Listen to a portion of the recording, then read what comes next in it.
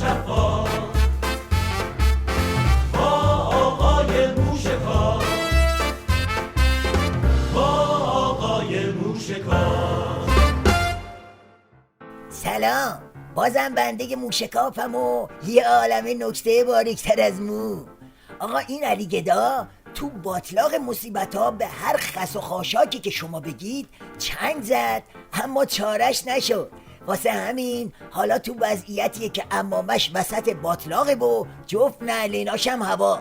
به ناگهان دست انداخته و به جای خس و خاشاک دنبال اینه که خودشو به یه مش استخون آویزون کنه. پیکرهای پاک 270 شهید دفاع مقدس عصر امروز در تهران تشییع می شود. این مراسم از ساعت 16 در میدان بهارستان آغاز و پیکرهای مطهر رزمنده غواص و خطشکن به سمت معراج شهدا در خیابان بهشت تشییع می شود. دیشب هم مراسم وداع با رزمنده دفاع مقدس در دانشگاه تهران برگزار شد. آقا داستان چیه؟ علی گدا میخواد با این استخونات چی کار کنه؟ آخه زیر ضرب العجل و وسط تحریم و با این عبای جر و واجر استخون به چه دردش میخوره؟ بیایید یه نگاهی به حال و روز مهره های حکومتی بندازیم، شاید یه چیزایی دستگیرمون شد. چه خوب گفت عزیزی که گفت ظاهراً شهدای غواص فهمیدن که ما در حال غرق شدنیم و باز آمدن که ناجی غریقان شوند. که اینطور پس میخوان از استخون به جای تخت شنا استفاده کنن. بعد گذشت 27 سال از اون جنگ خمینی ساخته تازه به فکر چتر نجات افتادن. خب دیگه چی؟ کنایه پناهیان به رئیس جمهور. حجت الاسلام و المسلمین پناهیان برای تشییع 175 غواص شهید یادداشتی را در سایت خود منتشر کرده است. در این یادداشت می‌خوانیم 175 شهید غواص با دستهای بسته آمدند تا یک ملت را از بند هر اسارت احتمالی و تحمیلی آزاد کنند.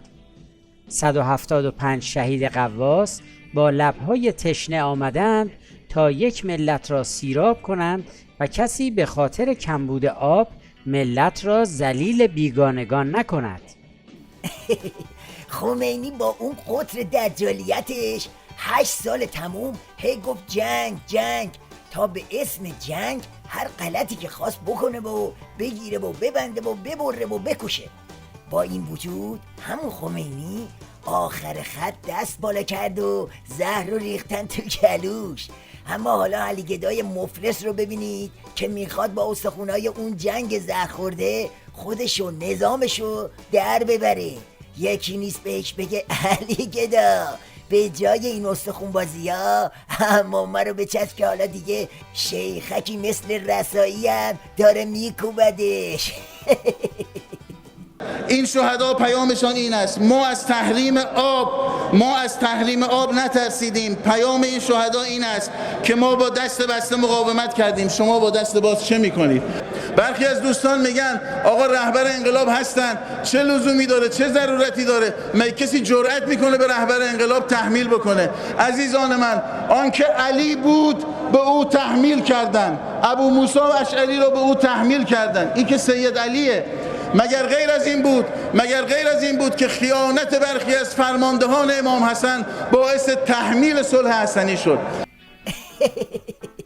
وقتی این شیخ دلواپس پشت تریبون مجلس اینجوری علی گدا رو سکه پول میکنه، شما دیگه خودتون حساب پشت پرده رو بکنید. اونجا دیگه احتمالاً عزت و حشمت و ساسان علی گدا رو میارن جلو چشمش. نه علی گدا، این بازی ها با این استخون جویدن ها دردی ازت دوان نمی کنه. اصل کاری طلسم ولایت بود که شکست. آخه با استخون که نمیشه طلسم ولایت رو بند زد. ته خط تویی و جام زهری که بخوری پاته نخوری پاته.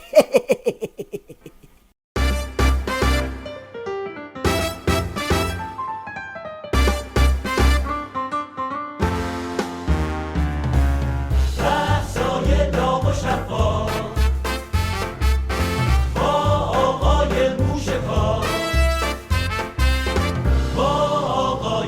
موشکان